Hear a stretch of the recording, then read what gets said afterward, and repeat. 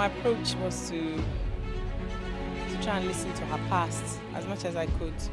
I followed the director's recce, the information I got from the director. We collected some information and I was keen to learn. So I really quite listened to things that were spoken, things that were not spoken. And I just tried to sort of like try.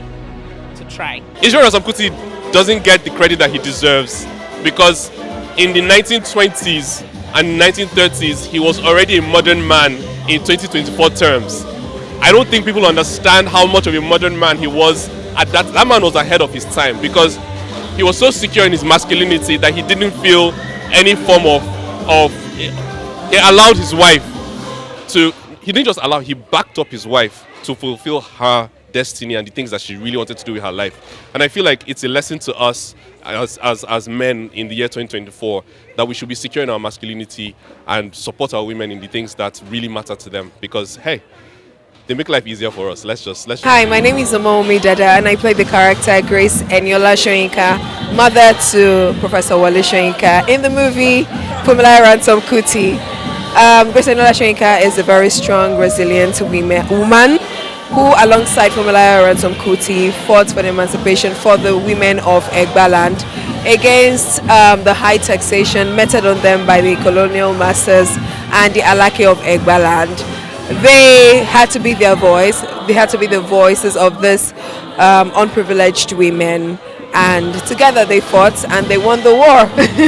And today we can fly because they crawled and they fought for us. I am Buki Ogunote in Funmilayo Ransome Kuti. I played the role of Mama Shokbo, one of the powerful market women that was disturbed, that really got affected by the taxes and the fights between the women and the parakois, you know. And it was really fun. It was fun, very interesting. The set was wonderful. Working with Bolanle Austin Peters, I tell you, she doesn't settle for less. The woman is just on point, always going for the best.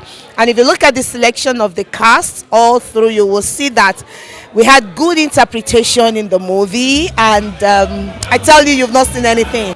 I think that choice is interesting because you are not trying to be unrealistic. Do you understand? Because how does an actor of an uncertain age play Funmilayo at 12? Do you understand? It probably would be easier to play Funmilayo older, from maybe 40 and all that. But but I think the choice of the director was was not to do her was not to make her act the age, but be the age. Do you understand? Yes, and I think that was the choice, and I love the choice. For me, I think it was very important. I think it was very important to not let what had happened to her that landed her in the hospital not cloud the story, because she's the one that basically narrates the entire thing, and so to match the energy of the other Funmilayo Ransome Kuti, that was the challenge, to find that balance. And sometimes when I didn't quite get it, Bolale would say, "Auntie," but I think we got it. What he does for women in Africa, and especially women in Nigeria, especially men in Nigeria, is to remind us that we have our mothers were powerful women. Our mothers, our grandmothers were powerful women. So how come we're not getting a seat at the table? There is no way. Abiola used to say that there's a Yoruba proverb, you cannot clap with one hand. So men alone cannot sit at the table. There are just some things they are not wired to be able to see, So let's have them, not demanding.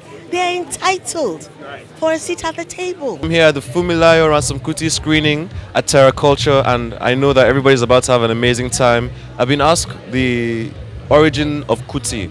We don't really know. We have traced the family name back about 7 generations, and the earliest person we know with the name is a man called Jamo Kuti, I think, and he was a hunter musician, and sort of the artistic nature of that person has trickled down through so many generations, where there's so many creatives in the family and, you know, very powerful individuals.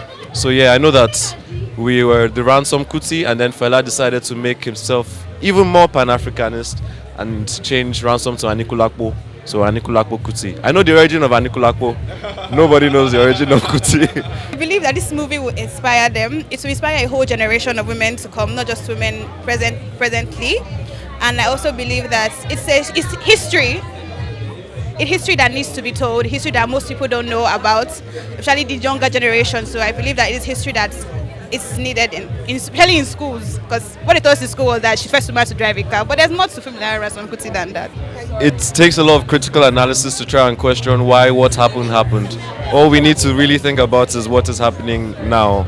And I will leave somebody else to find out why, when we went to school, the only thing they taught us was that she was the first woman to drive a car, when there was so much depth, there was so much activism, there was so much conscious efforts to be fighting for the greater good. It was always selfless, and it was always in the interest of the people and the women around the community. So driving a car truly is the least of all our accomplishments. So yeah, I'm just grateful that the rest of the story can be told now.